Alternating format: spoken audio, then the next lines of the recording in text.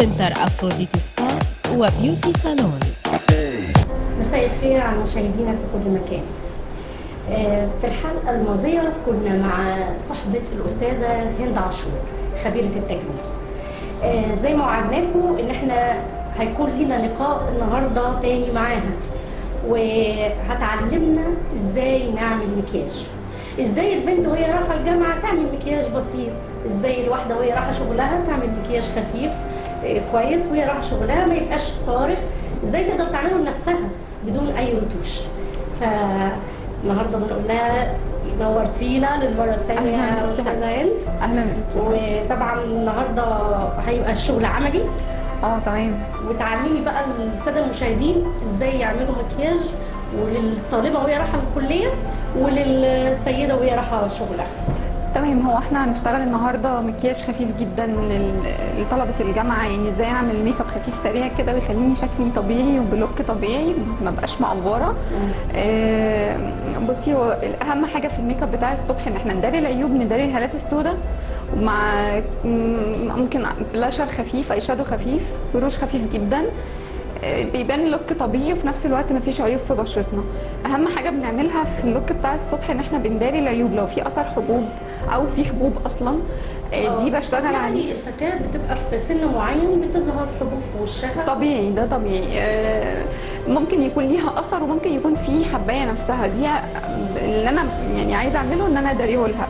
في كوريكتور احنا بنستخدمه ده موجود عند كل البنات في البيت، ممكن يكونوا مش عارفين هم يعني بيستخدموه ازاي، موجود عندهم في البيت وانا مش عارفه انا بعمل بيه ايه. فانا مثلا عندي اللون الاخضر في الكوريكتور ده بستخدمه على اي نقطه غامقه حمراء صفراء في وشي، بحط عليها نقطه بسيطه جدا باللون الاخضر وبعدين احط عليها من الهايلايت الفاتح البيج بلون بشرتي، اشوف لون بشرتي ايه وبختار من الباليت برده اللون المناسب ليا، بقوم احطهم الاثنين فوق بعض بحيث ان ما يبقاش، طبعا انا مش همشي باللون الاخضر في وشي. طبعا بختار لون فاونديشن يكون ماشي مع درجه وشي بالظبط، ما بحطش لا افتح ولا اغمق عشان احنا مش رايحين سهره. بحط برده الباودر، لوز باودر يكون برده نفس الدرجه. كل ده بحطه حاجات خفيفه ما بتبقاش باينه على البشره، بداري بيها. طبعا هو مش سحر، الميك اب مش سحر، انا مش هشيل الحبايه، بس على الاقل لو هي حمراء هتبقى بنفس لون الجلد فمش هتبان من بعيد، انا ببقى شايفه البشره شكلها صافي ومفيش فيها اي حاجه. اول حاجه بنعملها في الميك اب بتاع الجامعه ان احنا بنحط يعني اي شادو خفيف جدا فوق العين. طبعا يكون مط، ما يكونش فيه جليتر،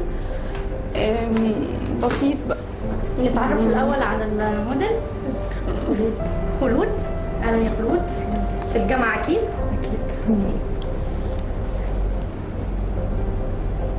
بنحط اي شادو خفيف خالص، يعني على الجفن من فوق، على الجفن العين. اي شادو خفيف، هو ده يعني فاهمه للخروجات البسيطه او للكليه او للشغل، لو واحده موظفه يعني.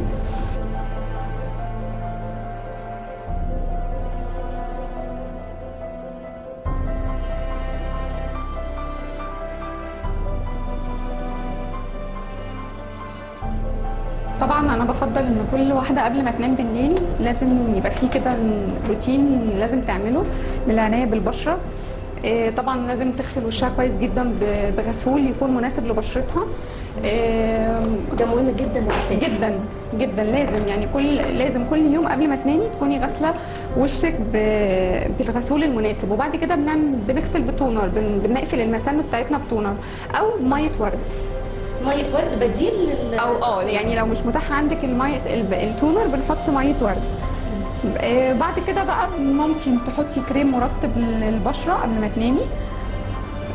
وانا بفضل شخصيا ان انا استخدم البنسينول. هو ما حدش عارف فوائده، بس هو ليه فوائد رهيبه رهيبه رهيبه للبشره وللشعر. ايه فوائده؟ بصي، هو اولا بيرطب البشره جدا جدا، بيفتح البشره لو في اي اثر حبوب بيبتدي يرممها. بيمنع تساقط الشعر لو دهنتيه في فروه راسك. بيمنع تساقط جامد جدا، بيغذي الشعرايه وبيديها قوه وحيويه. طبعا احنا دلوقتي احنا يعني بنظبط الحواجب بس طبعا ما بنخليش شكلها اوفر، يعني عارفه اللي هو بنملى الفراغات بس على شكل الحاجب نفسه.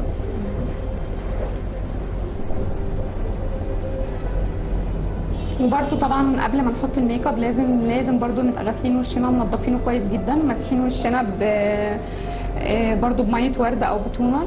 بنحط برايمر قبل ما نحط الميك اب على البشره على طول، علشان خاطر يعني بيمنع الضرر للبشره، وفي نفس الوقت بيقفل المسام، فالبشره ما بتشربش الفاونديشن ولا البودر اللي احنا بنبقى حاطينه،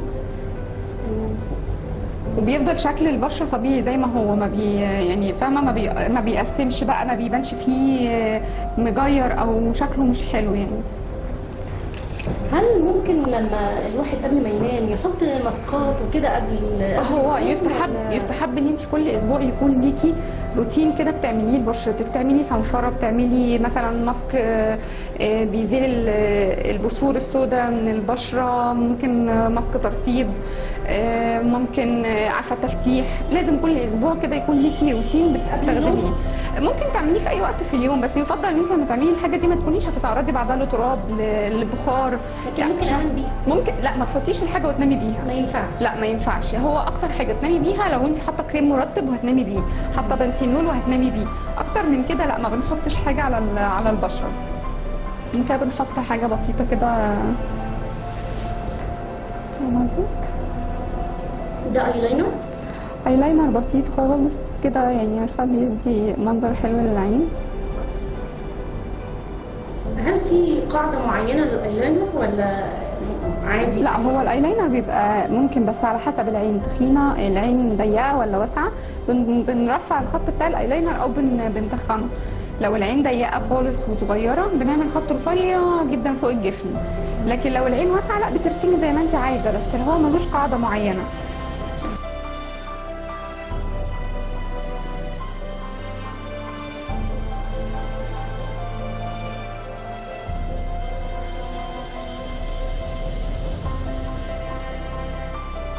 هايلايتر بس بيدي منظر كده للعين.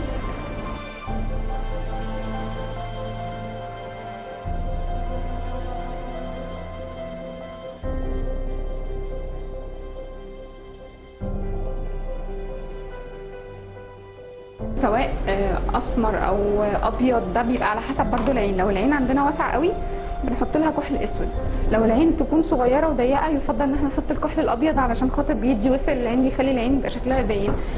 هي الموديل معانا اصحاب العيون الضيقه يفضل ان احنا نحط ما لهم. ينفعش واحده عينيها ضيقه تيجي تحط اسود، بيصغر العين اكتر، بيصغرها أكتر. بيصغر العين وبيضيقها اكتر.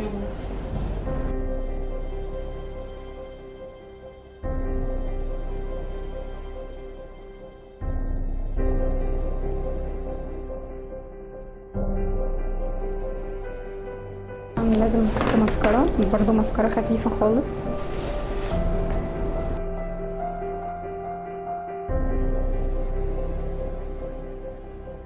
طب ده بيتعمل تقريبا في 10 دقايق، ما بيكملش اكتر من كده، يعني ما بياخدش من وقت البنت وهي نازلة كلية اي وقت. يعني الفكرة كلها انها تداري ازاي عيوب بشرتها وتداري ازاي الهالات السوداء لو هي عندها هالات سوداء، والباقي كله بياخد بالظبط 5 دقايق.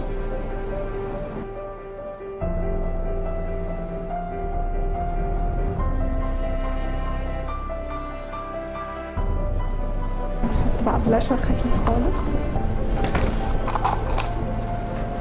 البلاشر دايما بيبقى على العظمه العاليه بتاعه الخد، بيظهر الوجه في الخد.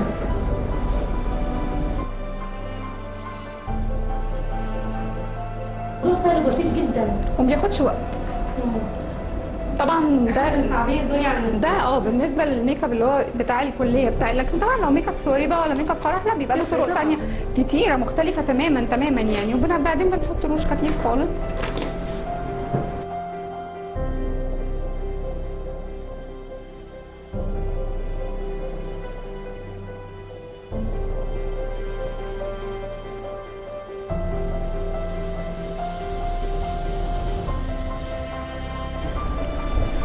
ده لوك تقريبا يا دوب ينفع للكليه، ينفع عارفه المشوار خفيف كده بسيط. جميل جدا، هايل. اظن كده الموضوع بقى واضح وسهل وبسيط، وما بقتش مشكله لاي بنت رايحه الجامعه مش هتقابلها اي مشكله في انها تحط مكياجها بنفسها. بسيط جدا، حاجه سهله كده وخفيفه، بتاخد هم 5 دقائق. وطبعا احنا اكيد كل بنت عندها ميك اب اكتر من ده بكتير، فاحنا نتعلم ازاي نستخدمه بطريقه سهله وبسيطه. هو مش بياخد وقت مننا، يعني الموضوع كله انت تفضي نفسك قبل ما تنزلي، هم 5 أو 10 دقائق بالظبط.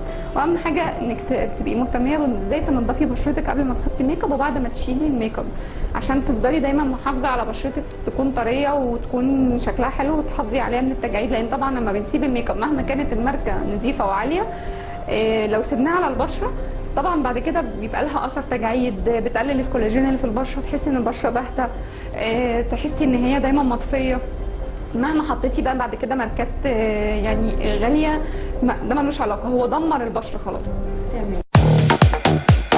سنتر افروديت سبا وبيوتي صالون.